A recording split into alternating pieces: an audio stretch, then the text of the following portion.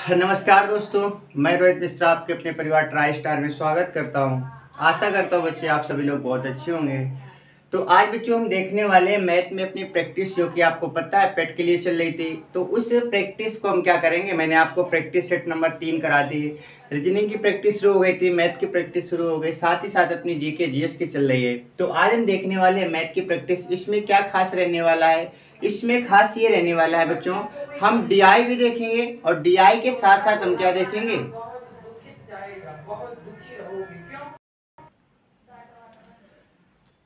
तो आज की प्रैक्टिस सेट में खास क्या रहने वाला है। आज हम देखेंगे अपने जो 5 नंबर की बात करें मैथ पूछी जाएगी, साथ ही साथ डीआई, क्योंकि आपको पता है 20 नंबर की डीआई पूछी जानी है। तो आज हम कुल मिलाकर डीआई भी देखेंगे, डीआई के साथ साथ अपनी जो अर्थमेटिक जो आपका सिलेबस में दे रखा है उस सिलेबस को भी हम क्या करेंगे, इसमें कवर करेंगे। ठीक है, तो आज हम क्लास में देखने वाले दो अपने डीआई के प्रैक्टिस सेट देखेंगे, साथ ही साथ हम देखेंगे जो आपके सिलेबस में बात करें, औसत की बात करें, परसेंटेज की बात करें, प्रॉफिट लॉस की बात करें, या फिर अन्य सब्जेक्ट की बात करें, नंबर सिस्टम की बात करें, उन सभी से क्वेश्चन हम क्या करेंगे, देखेंगे। ठीक है, तो चलिए शुरुआत कर लेते हैं। आज का ये अपना पहला क्वेश्चन है। एक कंपनी का नाम दे रखा है और वहां पर एक समय दे रखा है, वर्ष दे रखा है, और यहाँ पर कंपनी, विभिन्न प्रकार की कंपनियां दे रखी है। इनमें से आपसे क्वेश्चन कैसे पूछे जाएंगे उसकी हम बात कर लेते हैं। ठीक है, तो देखिए पहला क्वेश्चन हमारे पास ये, और इसमें क्वेश्चन पूछा क्या गया है, क्वेश्चन पूछा गया यदि किसी वर्ष में, किसी भी वर्ष में 2007 में, यानी कि इसमें वर्ष दे रखा है 2004, 5, 6, 7, 8, 9, कहाँ तक दे रखा है, 9 तक। ये कंपनियों के नाम है, कंपनी PQRSTU, और इसमें सब में वर्ष में दे रखा है कि किस वर्ष में किस कंपनी ने कितना उत्पादन किया। तो लिखा है यदि किसी वर्ष 2007 में कंपनी पी द्वारा, वर्ष 2007 में कंपनी पी द्वारा अर्जित लाभ कितना है, 2,10,000, 2.1 लाख। तो कंपनी, हम पी की बात करेंगे, कंपनी पी, और 2007 में देखना है, कहाँ देखना है, 2007 में। 2007 में पी की वैल्यू देखेंगे तो आप कहेंगे पी की वैल्यू यहाँ पर कितनी है, 7 है, और पी की वैल्यू 7 दे रखी है अपने सवाल में। और इनके कहने का मतलब है कि इस वर्ष 2007 में पी ने कुल कितना पैसा कमाया, कितना उसे प्रॉफिट हुआ, तो याद रखना 2.1 लाख, यानी कि 2,10,000 का प्रॉफिट हुआ। इसके बाद पूछा गया है प्रॉफिट हुआ हो तो उस वर्ष कंपनी का व्यय कितना होगा। व्यय का मतलब होता है खर्च, बताना है 2007 में कंपनी ने कुल खर्च कितना किया था। याद रखेंगे खर्च हमेशा क्या होता है, 100% होता है, और आय भी हमारी क्या होती है, हमेशा 100% होती है। इसका मतलब क्या, इसमें 7 का मान दे रखा है, 7 की वैल्यू कितनी दे रखी है, 7 बराबर 2.1 लाख दे रखा है। ठीक है, और आपसे 100 का मान पूछा गया है, 7 बराबर इतना, 100 का मान पूछा गया। 7 से आप काटेंगे कितनी बार कटेगा, 0.3 बार कट जाएगा, 0.3 लाख। और यहाँ से जब 100 की वैल्यू निकालेंगे आप, तो 100 बराबर क्या आएगा, 0.3 मल्टीप्लाई आप क्या करेंगे, 100 करेंगे तो आपका कितना आएगा, 30 लाख आ जाएगा। कितना आएगा, 30 लाख। यानी कि इस पी कंपनी ने उस साल 30 लाख रुपए खर्च किए थे, 30 लाख रुपए खर्च किए थे, और प्रॉफिट कितना हुआ, 2,10,000 का प्रॉफिट हो गया। ठीक है, तो डीआई के क्वेश्चन बहुत ही आसान होते हैं। इसमें बस आपको ये समझना होता है कि सवाल में क्या दिया गया है और क्या पूछ रहा है। इसमें ये दिया गया था कि 2007 में कंपनी पी द्वारा इतने लाख रुपए का प्रॉफिट हुआ था। तो सबसे पहले ये देखो, इस वर्ष कंपनी पी की वैल्यू क्या दे रखी थी, यहाँ पर वैल्यू 7 थी, तो 7 को किसके बराबर करेंगे, 2.1 के बराबर करेंगे। एक की वैल्यू क्या आएगी, 0.3 आ जाएगी। लेकिन आपसे वे पूछा गया है और वे हमेशा 100 पर देखते हैं, तो आपसे 100 का मान पूछा गया तो आप क्या करेंगे, 100 बराबर 0.3 मल्टीप्लाई 100 करेंगे तो आपका आंसर कितना आएगा, 30 लाख आ जाएगा। ठीक है, तो आंसर कितना आएगा, 30 लाख इसका राइट आंसर हो जाएगा। ठीक है, ये था हमारा पहला क्वेश्चन। अब हम बात करेंगे क्वेश्चन नंबर दूसरे की बात कर लेते हैं। प्रश्न नंबर दूसरा आपसे क्या पूछा गया है, प्रश्न नंबर आपसे दूसरा ये पूछा गया है, वर्ष 2005 में कंपनी क्यू द्वारा, वर्ष 2005 में कंपनी क्यू द्वारा, वर्ष 2005 में कंपनी क्यू द्वारा, कंपनी क्यू द्वारा, वर्ष 2005 में कंपनी क्यू द्वारा अर्जित लाभ प्रतिशत तथा, अर्जित लाभ प्रतिशत तथा लाभ प्रतिशत तथा शेष कंपनियों द्वारा अर्जित तथा शेष कंपनियों द्वारा शेष कंपनियों द्वारा शेष कंपनियों द्वारा शेष कंपनियों द्वारा अर्जित औसत लाभ प्रतिशत में अर्जित औसत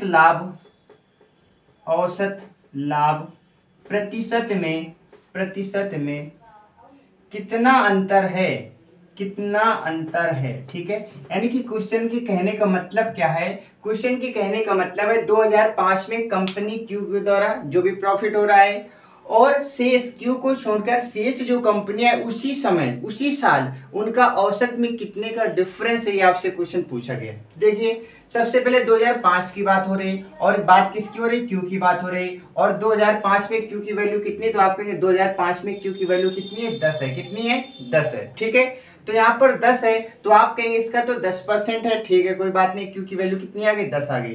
फिर आपसे कहा गया है कि अर्जित लाभ का जो परसेंटेज है 10% हो जाएगा तथा शेष कंपनियों, शेष का मतलब होता है इसे छोड़कर, तो आप कहेंगे 1 2 3 4 5 कंपनियां बचेंगी तो जोड़ेंगे, यानी कि 5 कंपनी तो जोड़ेंगे। यहाँ पर 9 और 5 14, 14 8 कितना हो जाएगा 22, 22 12 कितना हो जाएगा 34, 34 6 कितना हो जाएगा, तो आप कहेंगे 40 हो जाएगा। कितना है 40। लेकिन आपसे औसत कहा गया, औसत किसे कहते हैं, पदों का योग बटे पदों की संख्या। तो आप कहेंगे 5 का भाग देंगे। 5 का भाग क्यों देंगे, क्योंकि कुल मिलाकर कंपनियां कितनी बची, 5। 5 के जैसे आप भाग देंगे तो यहाँ पर कितना आएगा, 8% आ जाएगा। क्यू का मान पहले कितना था, 10% था, अब कितना हो गया, 8% हो गया। आपसे अंतर पूछा गया तो पता है कितने परसेंट का होगा अंतर, 2% का क्या होगा अंतर आ जाएगा, ठीक है। 2% का क्या होगा अंतर, इसका आ जाएगा, ठीक है। बात करेंगे अगले प्रश्न की, और ये बैंक में क्वेश्चन पूछा गया है तो आप समझ सकते हैं ऐसे क्वेश्चन बैंक में पूछे गए तो आपके एग्जाम में जरूर आ सकते हैं, ठीक है। अब हम बात करेंगे, अगला प्रश्न है, यदि वर्ष 2008 में यदि वर्ष 2008 में कंपनी आर द्वारा अर्जित लाभ, कंपनी आर द्वारा अर्जित लाभ 18.9 लाख रुपए, 18.9 लाख रुपए, ठीक है, हो तो उस वर्ष इस कंपनी की उस वर्ष इस कंपनी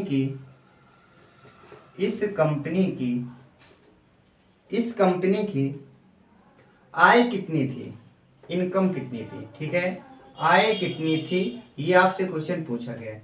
तो देखिए इसमें कहने का अर्थ क्या है, कहने का अर्थ ये है कि 2008 में कंपनी आर द्वारा, 2008 देखेंगे आप और आर देखेंगे, आर ये हमारे पास है, 2008 ये कंपनी द्वारा कितना है, तो आप कहेंगे 9 है। वर्ष 2008 में कंपनी आर द्वारा अर्जित लाभ 18.9 है और यहाँ पर वैल्यू कितनी दे रखी, तो आप कहेंगे 9। 9 किसके बराबर है, 18.9 के बराबर, ठीक है। तो उस वर्ष इस कंपनी की आय बताइए, आय में 100% होती है। आप 9 से काटें कितनी बार, 9 दूनी 18, 9 एकम 9। अब 100 का मान आपसे पूछा गया तो 100 बराबर कितना हो जाएगा, तो आप कहेंगे 2.1 मल्टीप्लाई, आप क्या करेंगे 100 कर देंगे। जिससे आप मल्टीप्लाई करेंगे तो आपका आंसर कितना आएगा, 210 लाख आ जाएगा। कितना आएगा, 210 लाख आपका क्या होगा, राइट आंसर आ जाएगा। क्यों, क्योंकि एक अंक बाद तो दशमलव लग जाएगा, तो आपका आंसर कितना आएगा, 210 लाख आ जाएगा, ठीक है। 210 लाख आपका क्या होगा, आंसर आ जाएगा। अब हम बात कर लेते हैं अगले सवाल की।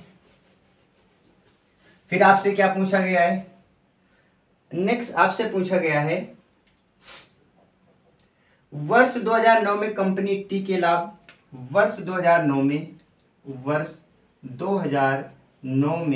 कंपनी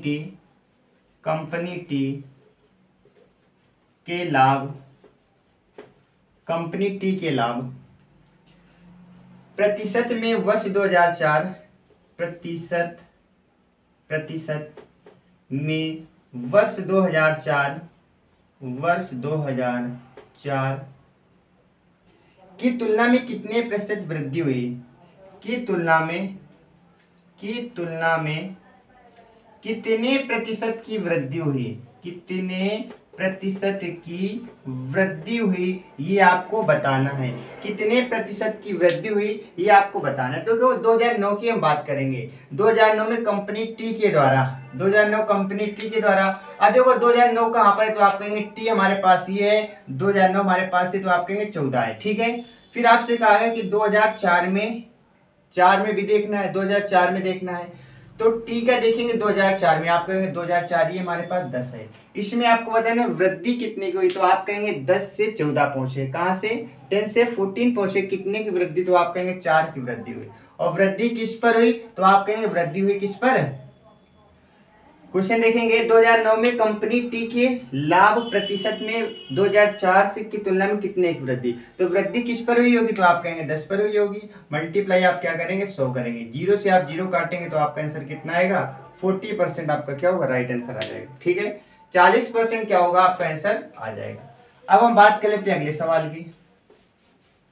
अगले सवाल की बात करेंगे जो कि डीआई का लास्ट क्वेश्चन होगा। सभी वर्षों में कुल मिलाकर कंपनी एस का सभी वर्षों में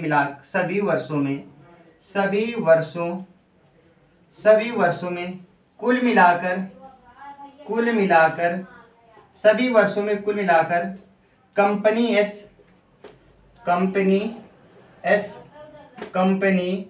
एस का औसत लाभ प्रतिशत लाभ प्रतिशत आपको बताना है। लाभ प्रतिशत यानी कि सबसे पहले तो आपको औसत पता होना चाहिए, उसका परसेंटेज निकालेंगे। कंपनी एस की बात हो रही है और किसमें? सभी वर्षों में। तो एस आप देखेंगे कहां पर है तो आप कहेंगे ऐसी है, सभी वर्षों में सबको आप जोड़ेंगे तो कितना है 15 15 30 15 से 45 45 में एक कम करेंगे तो आप कहेंगे 44 44 3 47 10 57 57 और 8 65 हो जाएगा। 65 8 कितना हो जाएगा 72। आप कहेंगे 72 हो जाएगा। भाग किसका देंगे आप? 6 का भाग देंगे, क्योंकि यहाँ पर वर्ष कितने तो आप कहेंगे 1 2 3 4 5 6 तो आप 6 का इसमें क्या करेंगे भाग देंगे। जैसे आप 6 का भाग देंगे 6 कम 6 दूनी 12, कितना आएगा औसत तो 12 आ जाएगा। लेकिन आपसे कहा गया है कि बताइए औसत का प्रतिशत बताइए तो आप 12 लिखेंगे और इसके बारे में परसेंटेज बताना है तो आपको पहले देखना होगा कुल इसमें। ठीक है, 12 हमारे पास आ गया। परसेंटेज देखना है तो आप कहेंगे किसका आएगा? इसका। ये तो औसत आ गया, औसत बताना है। औसत मैंने बता दिया पहले। इसके बाद आपसे ये पूछा गया कि औसत का भी परसेंटेज बताना है। तो औसत कितने से निकला? 72 से निकला। तो आप क्या करेंगे? इसका निकालेंगे 72। तो यही हमारा क्या होगा? परसेंटेज आ जाएगा। यही हमारा क्या होगा? परसेंटेज आ जाएगा। तो ये हमारा परसेंटेज भी कहलाएगा और ये हमारा औसत भी कहलाएगा। ठीक है, तो ये थी हमारी डीआई नंबर पहली। डीआई पहली कंप्लीट हो गई। इसके बाद देखेंगे कुछ और क्वेश्चंस देख लेते हैं। कुछ और क्वेश्चंस देखेंगे, इसके बाद फिर से हम क्या करेंगे? डीआई देखेंगे। ठीक है, यानी कि कुछ क्वेश्चंस देखने के बाद डीआई के और भी क्वेश्चन हम देखेंगे।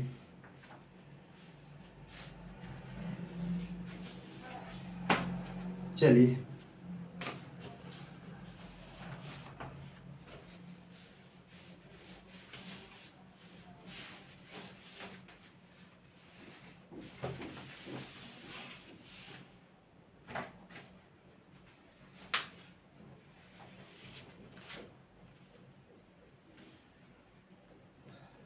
अब देखेंगे अगला सवाल अपना। ये डीआई हमारी पहले थी, इस डीआई से मैंने आपको 5 क्वेश्चंस कराए। इसके बाद एक और डीआई हमारे पास है, उसके पहले हम क्या करेंगे? कुछ और अर्थमेटिक के सवाल देख लेते हैं। जैसा कि पहला सवाल लिखा है अर्थमेटिक का, एक मशीन का क्रय मूल्य एक मशीन का क्रय मूल्य एक मशीन का क्रय मूल्य 2000। ठीक है, यदि इसका 10% है, यदि इसका 10% इसका 10% वार्षिक दर से अवमूल्यन हो, वार्षिक दर से वार्षिक दर से अवमूल्यन हो, वार्षिक दर से क्या हो रहा हो, अवमूल्यन हो रहा हो, तो 3 वर्ष बाद मूल्य क्या होगा। तो 3 वर्ष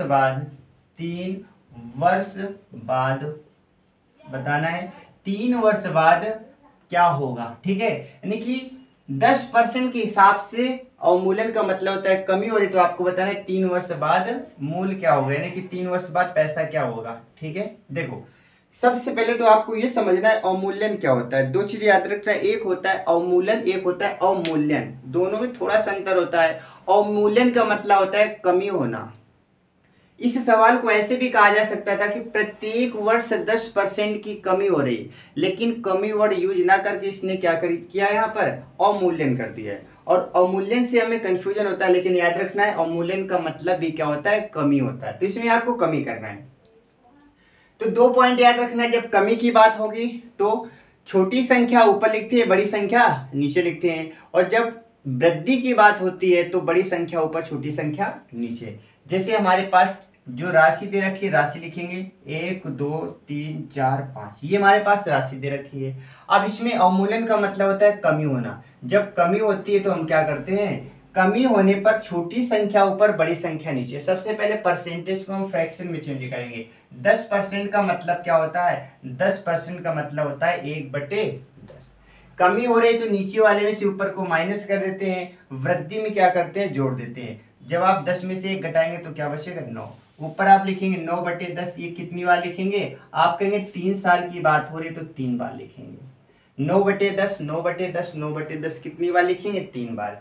1 2 3 1 2 3 0 ऐसे काट देंगे।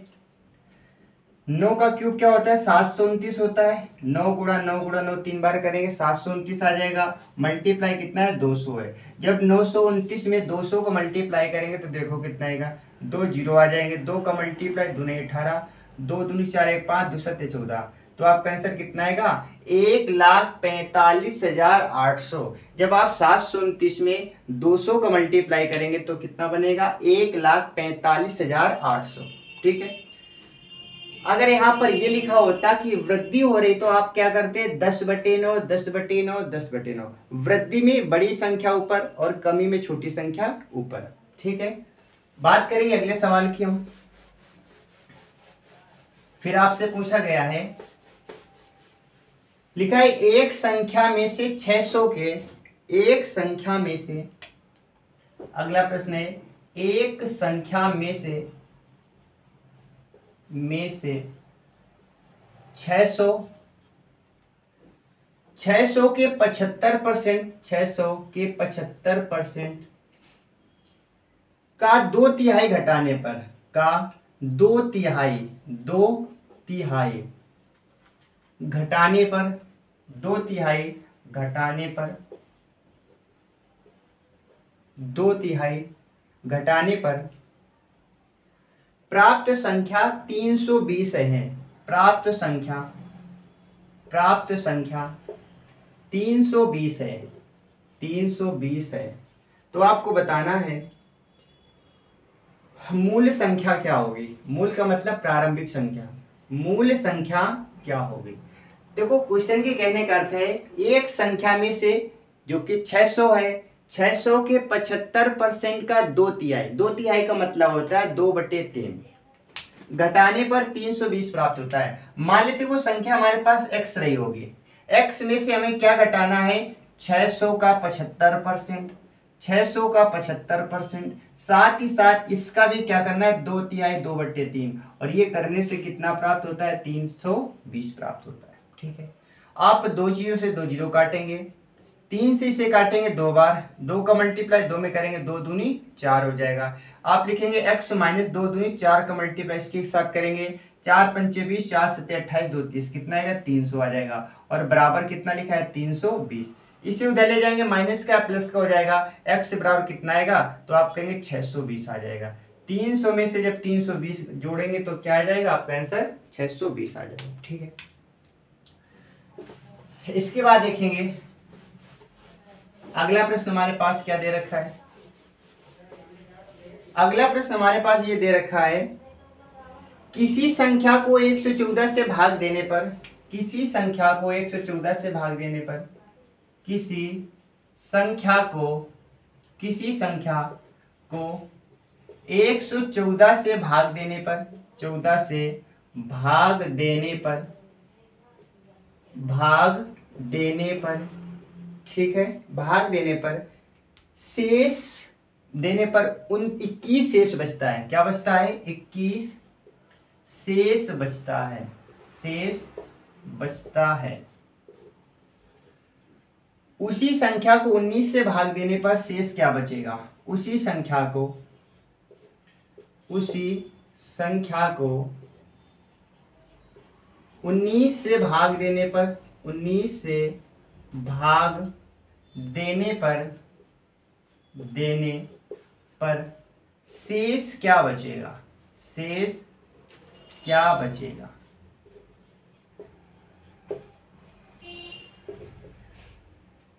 देखो सवाल में क्या लिखा है। ऐसे सवालों को हम डायरेक्ट करते हैं, इसके बेसिक पे बिल्कुल नहीं जाएंगे, क्योंकि बेसिक से यदि आप इस क्वेश्चन को करेंगे तो बहुत समय लगने वाला है। तो ऐसे क्वेश्चन को आपको डायरेक्ट करना है। कैसे? किसी संख्या में जब किसी संख्या को जब 114 से आप भाग देते हैं, शेष कितना बचता है? 21 बचता है। और अगर उसी संख्या को 19 से भाग देंगे तो शेष क्या बचेगा? तो आपको करना क्या है? शेष में से इसको भाग देना है। शेष में भाग देंगे, 19 का भाग जब 21 में देंगे, शेष कितना बचेगा? 2 बचेगा। और यही आपका क्या होगा? Right answer. ये इसकी ट्रिक होती है। बाकी बेसिक से करेंगे बहुत समय लगेगा। इसकी ट्रिक क्या रहेगी? जो शेष बचता है उसी शेष में आपको करना क्या है? जिससे भाग देना है तो आपको उससे भाग दे देना है। ठीक है, तो आपका आंसर कितना आएगा? इसका आंसर 2 आ जाएगा। इसके बाद देखेंगे अगला प्रश्न। अगला प्रश्न आपका दे रखा है, अगला प्रश्न की बात करें, हमारे पास नेक्स्ट क्वेश्चन क्या दे रखा है? अगला प्रश्न हमारे पास दे रखा है 5 क्रमबद्ध विषम संख्याओं का योग। 5 क्रमबद्ध का मतलब होता है जो संख्याएं क्रम से आती हैं। 5 क्रमबद्ध विषम संख्याओं का योग, विषम संख्याओं का योग, विषम संख्याओं का योग, 5 क्रमबद्ध विषम संख्याओं का योग 235 है। 235 है। इनमें से बीच वाली विषम संख्या बताइए। इनमें से बीच वाली विषम संख्या बताइए। बीच वाली विषम संख्या बताइए। बीच वाली हमें क्या बतानी? विषम संख्या बतानी है। इसे आप कैसे करेंगे? सबसे पहले 5 संख्याओं का योग दे रखा है तो आपको करना क्या है? 5 संख्याओं का औसत निकालें। औसत कैसे निकालते हैं? योग में से संख्या का भाग देते हैं, औसत आ जाता है। तो आप करेंगे क्या? 235 में से 5 का भाग देंगे। जैसे आप 5 का भाग देंगे कितनी बार जाएगा? 5 चौको 20, बचेगा हमारे पास कितना? 3 35 हो जाएगा, 5 7 35। और यही हमारा क्या आंसर आ जाएगा। क्योंकि आपसे कहा गया बीच वाली संख्या बताइए। औसत हमेशा बीच की संख्या होती है। यहाँ पर 47 आएगा, यहाँ पर 49 आएगा, यहाँ पर 51 आएगा, इसके पहले क्या आएगा? 45 आएगा, इसके पहले क्या आएगा? 43 आएगा। जब आप इन सबको जोड़ेंगे तो आपका आंसर कितना आएगा? 235 ही आ जाएगा। औसत हमेशा बीच वाली संख्या ही होती है। मिड वैल्यू कौन सी होती है? आप कहेंगे एवरेज, यानी कि औसत हमेशा बीच वाली संख्या ही होती है। तो आपका आंसर क्या आएगा? 47 आपका क्या होगा? राइट आंसर होगा। इसके बाद देखेंगे अगला प्रश्न। लिखा है a बाई बी, यानी कि a बटे बी, a बाई बी बराबर दे रखा है 4/5 तथा b बाई सी बराबर दे रखा है 15/16। तो आपको बताना है c² minus a² whole upon c² plus का a² का मान बताना है। यानी कि आप मान तभी बता सकते हैं जब आपको a b c की वैल्यू पता होगी। अब a b c की वैल्यू कैसे निकालेंगे? तो सबसे पहले यहाँ पर क्या करेंगे? a b c की हम वैल्यू निकाल लेते हैं। यहाँ पर a का मान ऐसे यहाँ पर लिखेंगे a b c। a का मान कितना है? 4 है। b का मान कितना है? 5 है। इसके बाद ये देखा करते हैं इसमें जो संख्या 2 बार आती है, यानी कि जो संख्या रिपीट होती है उसे हम मिड में रखते हैं, उसे बीच में लिखते हैं। यहाँ पर b हमारे पास यहाँ पर भी लिखा था और यहाँ पर भी लिखा था। b को हम क्या करेंगे, 20 में लिखेंगे। और यहाँ पर b की अब वैल्यू कितनी दे रखी है, 15 दे रखी है। और c की वैल्यू कितनी है, 16। अब यहाँ पर 5 को बढ़ा देते हैं, यहाँ पर 15 को बढ़ा देंगे। अब आपसे पूछा गया है इसका मान निकालना है। इसका मतलब आपको किसका मान पता होना चाहिए, सी का मान पता होना चाहिए और ए का मान। तो v के मान से हमें कोई मतलब नहीं, b के मान को हम क्या करेंगे, काट देंगे।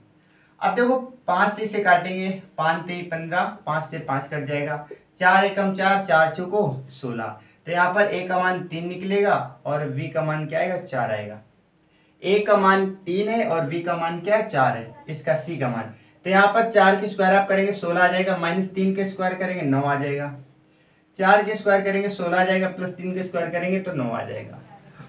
अब घटा देंगे तो आप बताइए 16 में से 9 घटा देंगे कितना बचेगा, 9 7 16, आप कहेंगे 7 बचेगा।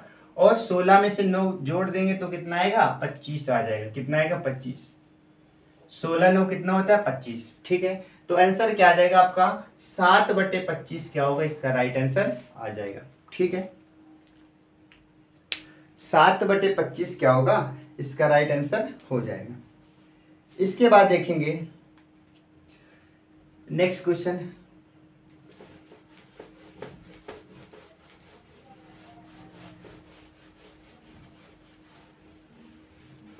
अगला प्रश्न आपको बताना है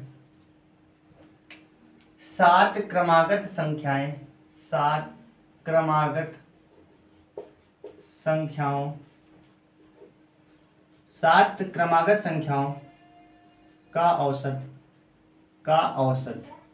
7 क्रमागत विषम संख्या, यहाँ पर आप लिखेंगे 7 क्रमागत विषम संख्याओं का औसत। मान लेते हैं कुछ भी यहाँ पर लिख सकते हैं, जैसे मैंने कहा 5 क्रमागत कितनी है, 7 क्रमागत संख्याओं विषम संख्याओं का। ठीक है, तो विषम की हम बात करेंगे तो याद रखना शुरुआत 1 3 5 7 9 11 13, ये सबकी सब क्या होती है, आप कहेंगे विषम संख्या होती है। ठीक है, ये क्या होती है, विषम संख्या है। तो मैंने कहा औसत क्या 7 है, तो मैंने कहा तो बड़ी संख्या मल्टीप्लाई छोटी संख्या, छोटी का मतलब सबसे छोटी, याद रखें सबसे छोटी सबसे बड़ी संख्या। तो सबसे बड़ी संख्या और सबसे छोटी संख्या का बताना है मान क्या होगा। सबसे पहले 7 क्रमागत संख्या है, तो याद रखेंगे 7 क्रमागत संख्याओं का औसत कितना दे रखा है, 7 दे रखा है। तो याद रखना औसत हमेशा मिड वैल्यू होती है। इसमें आपसे कहा गया 7 संख्या है, तो आप बोलेंगे 1 2 3 इधर, 1 2 3 इधर, टोटल कितनी हो गई, 7 हो गई। विषम की बात हो रही, 7 के बाद क्या लिखेंगे, तो आप कहेंगे 7 के बाद लिख देंगे 9, फिर लिखेंगे 11, फिर लिखेंगे 13, इसके पहले 5, 5 के पहले 3 और 3 के पहले क्या आएगा, 1 आ जाएगा। इसमें सबसे बड़ी सबसे छोटी संख्या का मल्टीप्लाई पूछा गया है। सबसे छोटी संख्या 1, सबसे बड़ी संख्या 13, तो आप करेंगे 1 मल्टीप्लाई 13, तो आपका आंसर क्या आएगा, 13 आ जाएगा। ठीक है, आंसर क्या आएगा, 13 आएगा। यानी कि ऐसे सवालों में आपसे मल्टीप्लाई पूछा जा सकता है, सबसे बड़ी संख्या पूछी जा सकती है, सबसे छोटी संख्या, या दूसरी सबसे बड़ी संख्या कौन सी होगी, या बड़ी संख्या छोटी संख्या का औसत पूछा जा सकता है, दोनों का अंतर पूछा जा सकता है, दोनों का योग पूछा जा सकता है, दोनों के स्क्वायर का योग पूछा जाता है, घन का योग, कुछ भी पूछा जा सकता है, बशर्ते आपको संख्याएं निकालनी आनी चाहिए। तो ऐसे सवालों में आप यहाँ पर ऐसे मानेंगे नहीं x+1 x+2 x+3, यदि आप ऐसे क्वेश्चन करेंगे तो इस क्वेश्चन को करने में 3 से 4 मिनट लगेंगे, और ये क्वेश्चन मात्र 2 सेकेंड का था। ऐसे क्वेश्चन को तो बिना पेन के भी सोल्व कर सकते हैं, लेकिन यदि आप बेसिक से करेंगे तो इसमें बहुत समय लगने वाला है। तो आपको बेसिक से नहीं करना है, आपको अपना आंसर टिक करना है। तो आप कैसे करेंगे, सबसे पहले जो भी औसत दिया जाएगा, औसत हमेशा 20 की संख्या होती है। 7 संख्याओं की बात हो रही, इसका मतलब 7 तो हमारे तो 20 में आएगा, इसके बाद में 3 संख्याएं बाद में आएंगे, 3 संख्याएं पहले आएंगे, ये 20 में ही रहेगा। तो ये 3 संख्या यहाँ से, 3 संख्या यहाँ से, 1 संख्या, टोटल कितनी संख्या हो गई, 7 संख्या हो गई। सबसे बड़ी सबसे छोटी का मल्टीप्लाई, सबसे बड़ी हमारे पास 13 है, सबसे छोटी क्या 1 है, इन दोनों को मल्टीप्लाई करेंगे तो क्या आएगा, 13 आ जाएगा। ठीक है, तो इस प्रकार से आप औसत निकाल सकते हैं, और ये औसत निकालने का सबसे अच्छा तरीका है, बाकी बेसिक से बहुत समय लगता है। ठीक है, तो ये तरीका सबसे आसान तरीका है और इम्पोर्टेंट है ये।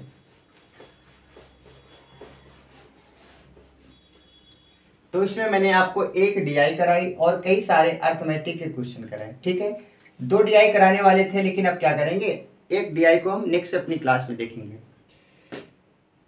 ठीक है। तो मैंने कई सारे क्वेश्चन कराए और ये क्वेश्चन उसी हिसाब से डिजाइन किए गए जो कि आपके पेट 2021 की बात करें, 21 में जैसे क्वेश्चन पूछे गए थे, और उससे लेवल थोड़ा सा ये अच्छा लेवल है, क्योंकि जो आज मैंने डीआई के क्वेश्चन कराए, ये डीआई का क्वेश्चन बैंक में पूछा गया था। आप समझ सकते हैं बैंक का एग्जाम बहुत बड़ा एग्जाम होता है। नहीं, आपके पेट के हिसाब से देखा जाए तो बैंक एग्जाम एक बड़ा एग्जाम माना जाता है, और पेट वो जो बैंक का उसमें देखा गया तो कितना आसान क्वेश्चन था। तो ऐसे ही क्वेश्चन आपके एग्जाम में भी आएंगे, ठीक है। तो चलिए मिलेंगे आपसे नेक्स्ट क्लास में, तब तक आप अच्छे से पढ़ते रहिए। Okay, bye bye.